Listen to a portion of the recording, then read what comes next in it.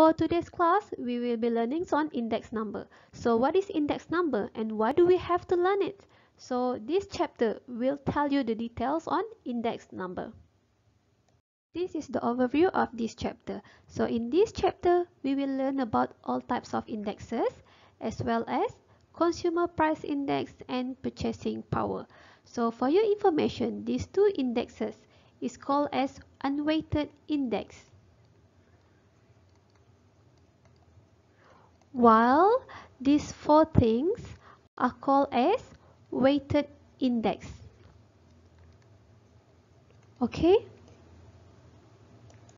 At the end of this chapter, I'm expecting my students to be able to compute and interpret a simple index unweighted as well as weighted index. So you should be also able to apply the consumer price index. And for your information, I will not cover this learning objective.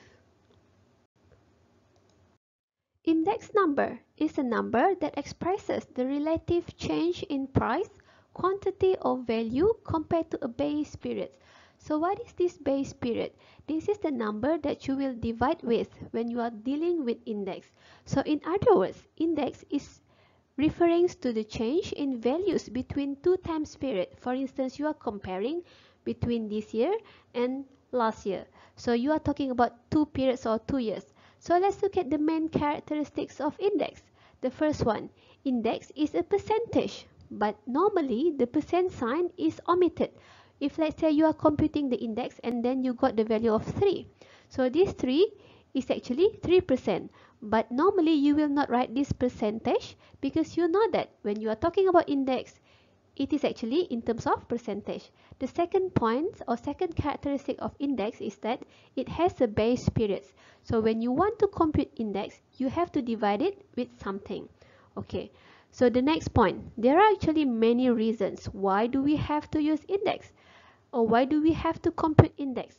In this slide, we will be just discussing two reasons. The first one, index can facilitate or help us to compare between two different series.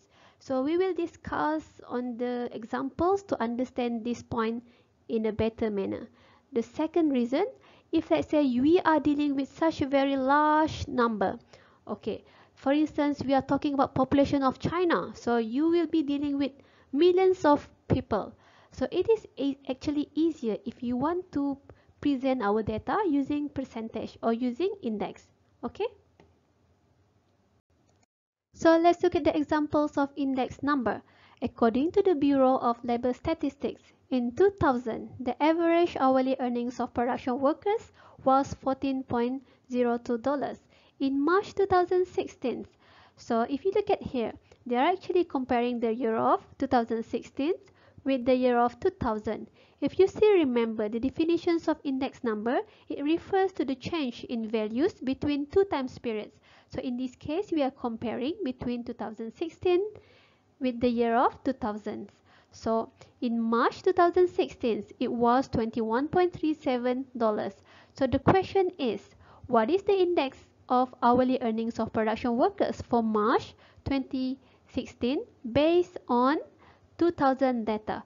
So if you look at this term, based on, basically 2000 data is called as your base period. So what does it mean? Whenever you have numbers, you have to divide with your base periods. Okay, so let's look at the formula of your index. So price equals to average hourly earnings in 2016 divided with 2000 multiplied with 100. So to make your life easier, so basically the formula is very simple. So you have your current period divided with your base period multiply with 100. So why should you multiply with 100? Because we are talking about index. So you know that index should contain a percentage point. That's why you have to multiply with 100. So if you look at the data for 2016, what is the value? The price is 21.37. How about the data, the price for 2000? You have 14.02. So you have to multiply with 100, you should get the value of 152.43%. Even though we omit the percentage, but we know that it should be in the percentage point. So how can you explain this? So you can say the hourly earnings in 2016 compared to 2000 were actually 152.43%. This means that there was a 52.43% increase in hourly earnings during the periods. So for your information, when we talk about index, the original value is 100%. So in this case, you have 152. What does it mean? It means that there is a 52% increase from the original value. So how can you compute this 52%? It is very easy. You just have to minus with 100. So you should get the difference. If let's say when you compute the index, you got the value which is lower than 100. So you can say there is a decrease or reduction in hourly earnings. Okay? In the previous slide, we were discussing the reasons for using index number because we want to compare between two different series or two different periods. So in this slide, we are using index when we are dealing with such a very large number. So let's look at the examples. The populations of Canadian province of British Columbia in 2014 was 4 million plus. So it is a very large number. And for Ontario, it was 13 million plus. It is also another large number.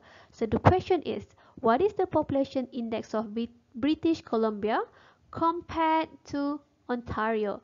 So when you look at these words, basically it refers to your base value. So Ontario is actually your base value. So remember when I talk about base period in the previous slide? So whatever number that you have to divide with the base periods. So the same goes for your base value. So Ontario should be located at the bottoms of the formula. So British Columbia should be divided with Ontario and then you have to multiply with 100.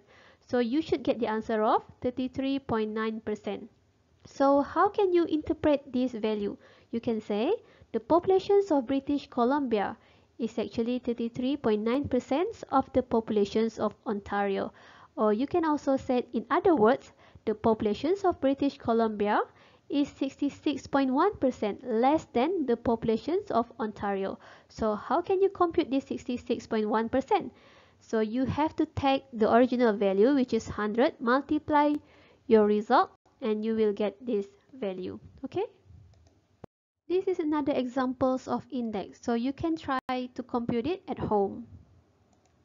Well, sometimes you will love to convert your data into indexes to make it easy for you to see the trend in a series of very large numbers.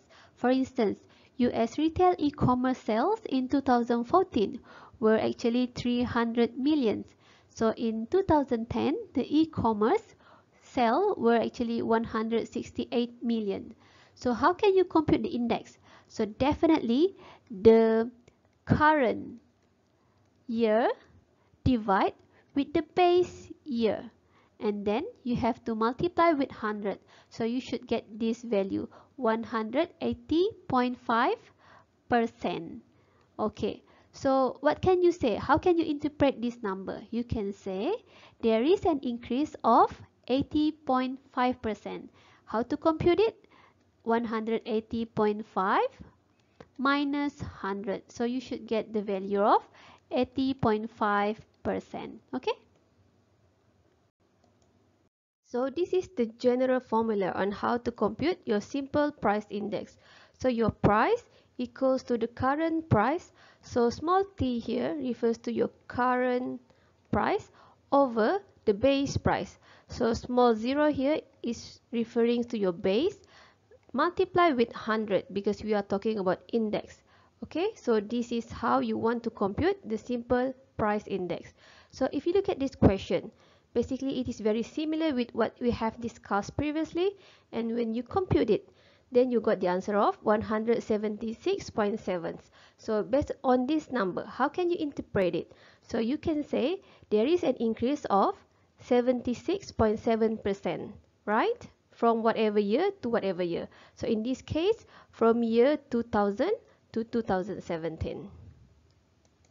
You can also convert or compute the indexes using different base periods. So if you look at the first example, price index year 2005 equals to 100. What does it mean? As I told you, index for the original values is equals to hundreds. If you look at here, year 2005 equals to 100, it means that the base period is year 2005. So how do you want to compute the index price for this year, year 2000? So it is very simple. We can use the same formula. So what is the formula? The current price over the base price multiply with 100, isn't it? So what is your current price? Which is year 2000.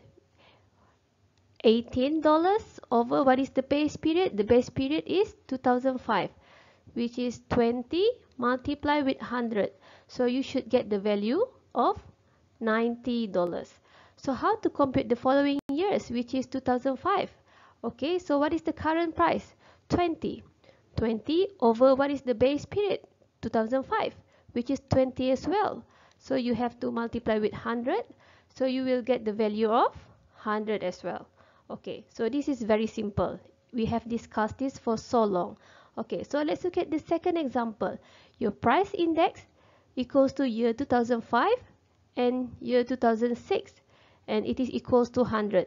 So it means that your base periods or base year is 2 years, which is 2005 and 2006. So how to compute the base price? So basically you have to plus year 2005, which is 20 plus 22. So this is the value for 2005 and this is the value for 2006. So you have to divide with 2. So you should get the value of 21. So 21 is your base price. Okay, this is your base price. So the same calculation. So if you want to compute for year 2000, so you have to take the value of year 2000, which is the current price. So 18 over $21 multiply with 100, so you should get the value of $85.7. Okay, so what if, let's say your base year is actually 3 years. You have 2005, 2006 and 2007. So you have to sum all these three values. So what is the three values? So you have 20 plus 22 plus 23. So you have to divide with 3. So you should get the base price is equals to 21.67. So how to compute the price index for all of the items? I believe that you know how to compute it, okay? Unweighted indexes. So under unweighted indexes, we will cover two things. The first one is simple average of price relative, while the second one we will also cover simple aggregates price index. Okay, so in unweighted index, we normally will not consider or will not compute the quantity. So quantity is denoted as Q. However, in weighted index, we will compute the quantity or the Q. So what is unweighted indexes? Sometimes we want to combine several related items. Okay, so what is this related item? You will see it later on. And we want to compare these two groups or two related items in two different time periods. So what is the examples of related item when you talk about automobile? So the related item for automobile, we talk about tires, oil, and gasoline. Another examples of related item is like expenses for the college student or university students. So the expenses may related to books, tuition fee, housing, meals, and entertainment. So the formula to compute this simple average of price relative is equals to summations of Pi over N. So what do you understand by Pi here? Pi refers to several things because we want to combine, we want to talk about related item. So you have so many things under the Pi. So let me write it here first. Pt over P0 multiply with 100. So basically this is the first number for our first item because you are talking about college students. So this first formula is refers to books. And then because we are talking about summation, so plus the second item. So you will also talk about current price over base price multiply with 100. So maybe this item refers to tuition fees. And then plus the third item, which is PT over P0 multiplied with 100. So maybe this refers to your housing plus so on. This is how you want to compute the simple average of price relative. And after all of these things, you have to divide everything with the number. Okay? So let's look at the examples of simple average of price indexes. If let's say you would like to develop an index for related items or food item for the year of 2015 using the year of 2003 as the base periods. Okay, so what is the formula of simple average of price index? The formula is summations of PI over N. So what is this PI? You know that PI contains of many items. So each of the item has this kind of formula, which is PT over PO multiplied with 100. This is the formula for simple index. Okay, so when you are given a table, make sure that you label them so that it is easy for you to plug in all this data into the formula. So year 2003 is your base period, right? So you have to label as PO, while 2015 is your current period. So let's apply the formula. So what is the formula?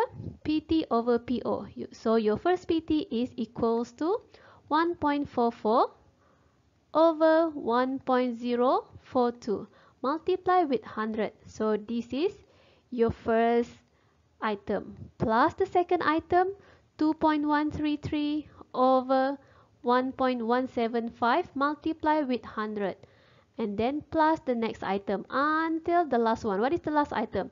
So you have 4.827 over 2.999 multiply with 100, and then you have to divide all this data or all this number with 6. So how many items do you have? You have 6 items: bread, eggs, milks, and so on. So after computing this, you should get the value of 148.9%. Okay? So the second examples of unweighted indexes is called as simple aggregate price index. So if you look at the formula, summations of your current price over the summations of your base price multiply with hundreds. So we will be using the previous examples on food item. So what is your current price? So this is the data for year 2015, while your base price is the data for 2003. Okay, so let's compute this formula. So summations of your current price. What is the current price? You have 1.440 plus 2.133 plus all this data until 4.827 over summations of base price. So what is your base price? 1.042 plus 1.175 plus all these values until the value of 2.999, and then don't forget to multiply with 100. So this calculation will give you the result of 148.3%. So how can you interpret this result? So you can say that there is an increase of 48.3% from the year 2003 to 2015. Okay, we have covered the unweighted indexes in the previous slide. So in this slide, we will be focusing on the weighted indexes. So there are actually 4 types of weighted indexes. The first one is called as Parsh Method. In the weighted index, the quantity or your Q are normally computed or included in the formula. So let's look at the formula of Parsh price index. So summations of your PT or your current price over summations of your base price, and you have to multiply it with the base quantity, and later on you have to multiply with hundreds. So there is an advantage of using this less payers method because we are using the base period. So it allows us to have a more meaningful comparison over time. For instance, you are talking about year 2000 and year 2010. So you can say there is an increase or decrease of price between these 2 years. So it is very easy for you to understand the changes in the price. However, there are also disadvantages of using this method. The first one, it doesn't reflect the changes in buying patterns over time. So let's say you are talking about year 2000 and year 2010. However, along the way, in year 2005, there is a reduction or increment in the price. So you cannot tell this because if you are using less payers, you can only see the changes from year 2000 and 2010. So if let's say there is a changes in 2005 or maybe 2008, you cannot see this, okay? So it may overweight products or goods whose price has increased, or it may underweight goods that has decreased. So these are the advantages of using less payers. Let's apply the formula of less payers index. Okay, so we will be using the previous examples of food item. So this is the formula for less payers index. When you have this kind of question, the first thing that you have to do is to label your table. So let's see, what is the base period? Your base period is 2003. Okay, so this 2003 is your base period and this is your current period. So how to label them? So you have to label P0 as the base price, and then this is Q0, and here is PT, and here is QT. Okay, now your life will be easy. So let's apply this formula. Summations of PT multiply with QO. So what is your first PT? First PT is 1.44. So 1.44 O multiply with QO. What is your QO? Which is 50. So 50, and then this is your first item plus the second item, which is 2.133 multiply with your QO, which is 26, plus the third item, which is 3.463 multiply with the third base quantity, which is 102, plus so on until the last item is where is it, 4.827 multiply with 12. Okay, and then you have to divide all this value with summations of PO multiply with QO. So what is your first PO? First PO is 1.042. 1.042 multiply with its base quantity, which is 50 as well. So first item, second item, you have 1.175 multiply with 26 plus the third item, which is 2.686 multiply with 102, and so on. And later on, you have to make sure that you have to multiply everything with 100. So this calculation will give you the value of 138.44%. So how to interpret this? So you can say that there is an increase of 38.44% from which year to what year? From, let me see, from 2003 to 2015. Okay?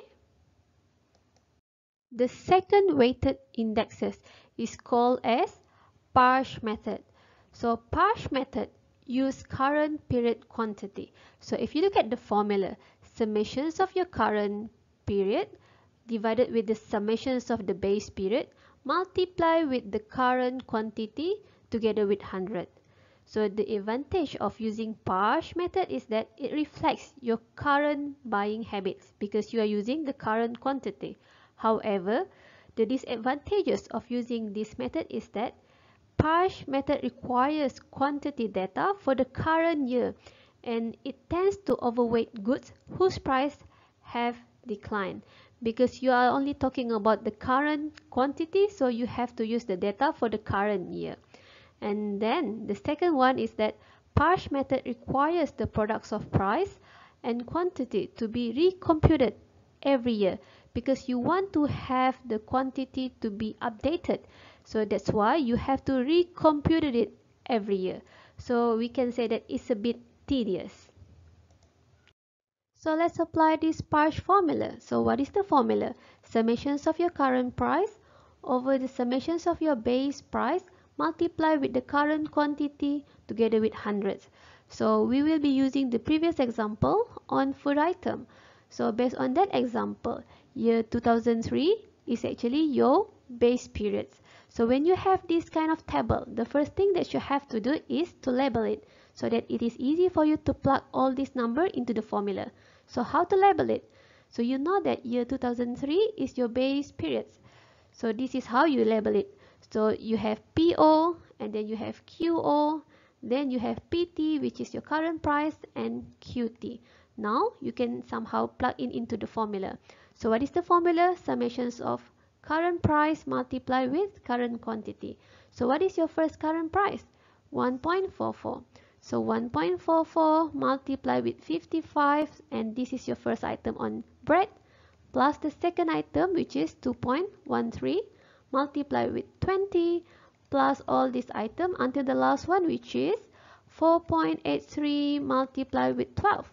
And you have to actually divide all this number with the second term. What is the second term? Summations of PO multiplied with QT. So what is the first PO? 1.04. So 1.04 multiplied with 55 plus the second PO 1.18 multiplied with 20 plus all these things until $3 multiplied with 12. And don't forget to multiply everything with 100. So this calculation will give you the value of 136.7%. So how can you interpret this number? You can say that there is an increase of 36.7% of food item from year 2003 to year 2015. So the third weighted index is called as Fisher's Ideal Index, or you can just simply call it Fisher's Index. And you know that since less pairs index tends to overweight goods whose prices have increased, while Parsh Index tends to overweight goods whose prices have decreased, so the statistician come out with this index called as Fisher's Ideal Index to offset these two problems. So what is the formula of Fisher's Index? So basically it is just the square roots of less pairs multiplied with the Parsh Index. Okay, so you know that you have computed the less pairs index in the previous slide and you also have computed Parsh Index. Just take this value, multiply these two and put the square root of it and you should get the value of Fisher's Index. Okay. So the last weighted index is called as value index. Value index uses both base periods and current periods prices and quantities. So if you look at the formula, summations of current price multiplied with current quantity divided with summations of base price multiplied with the base quantity, and later on you have to multiply with hundreds. So try to practice this at home because all the workings are very similar with the previous slide and discussion. I will not cover this slide, so please ignore these parts, okay? This is also will not be covered in your syllabus and please take out of it. You can just simply ignore this part as well, okay? And this slide is the last one that we will not be covered in our chapter. Consumer Price Index, or we can call it CPI. So CPI is often used to show the rates of inflation in any countries. So in the case of Malaysia, it is reported monthly by the Departments of Statistics. So what is the purpose of using CPI? CPI is used to compute the real incomes and real purchasing power. So basically, the CPI allow us or allow the consumer to determine the degree to which our purchasing power is being eroded by the increase in the price. Okay? Real income is actually the income that should have been adjusted with inflation. If let's say the income is not been adjusted with the inflation, you call it gross income or nominal income. So let's look at the example. Suppose Mrs. Watts earned $20,000 per year in the base periods of 1982, 83, and 84. So currently, she has a current income of $40,000. Do you think that she is getting rich? Not that, although her money income has doubled since the base period, the prices she pays for food, gasoline, clothing, and other items has also doubled. So let's compute her real income. So what is the formula of real income? Real income equals to money income. So money income here refers to gross incomes or nominal income over CPI, or we can say any indicator of inflation, because we are talking about Mrs. Watts, so she's the consumer, so you will use consumer price index. If let's say we are talking about producer, so we have to divide with producer price index and then multiply with hundreds. Okay, this is the formula to compute the real income or real stuff. So let's look at the year 1982 to 1984. So this is your base periods. So her annual income is $20,000, but the CPI is actually 100. And if let's say you want to compute her real income, so you have to take her gross income, which is $20,000, over the CPI, multiply with 100. So you will get her real income, which is equivalent to $20,000. So in the present year, she got double of her income, which is $40,000. But then the CPI is also double, which is 200. When you compute her real income, somehow her real income remain the same. Okay, so we can say that this person is not getting richer, but because of the inflation, so this inflation has deflated her real income. Okay. In the previous slide, we were discussing about the real income. So when we talk about real income, it refers to the consumer. So in this slide, we want to focus on the sales. So what is sales? It refers to the producer. Okay, so we want to compute the real sales, or in other words, we want to compute the deflated sale. Why it is deflated? Because we have deflated it, or we have adjusted it with the inflation rate. Okay, in other words, it is your real sales. So the formula is actual sales, or you can say gross sale, divided with any indications of inflation. So for consumer, you know that you have to divide with consumer price index, while for producer, you have to divide it with producer price index, and then you have to multiply with hundreds. So in this example, this producer, known as Hill Enterprises, wanted to see whether his sales is actually increasing from this year, year 1982 until year 2015. So somehow when you look at the gross sales, you can see there is an increasing sales, isn't it? So you start with 800 plus and then you keep growing until 1 million plus.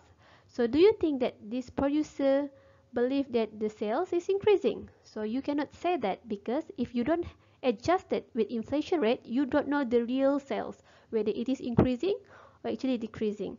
So let's adjust it with the producer price index, because the producer price index is also increasing. You can see over time it is increasing. And then when you compute it, you will get this value, constant dollar, or we can say deflated sale. So somehow from the original year, you have 1982. Basically the sales are the same, right? But over the years, you can see there is a decreasing of the real sales. So even though this producer have an gross increased sale, but you have to compute the real sales. Is it really increasing, or because of the inflation rate, the sales is decreasing? Okay, you have to be a smart consumer as well as producer.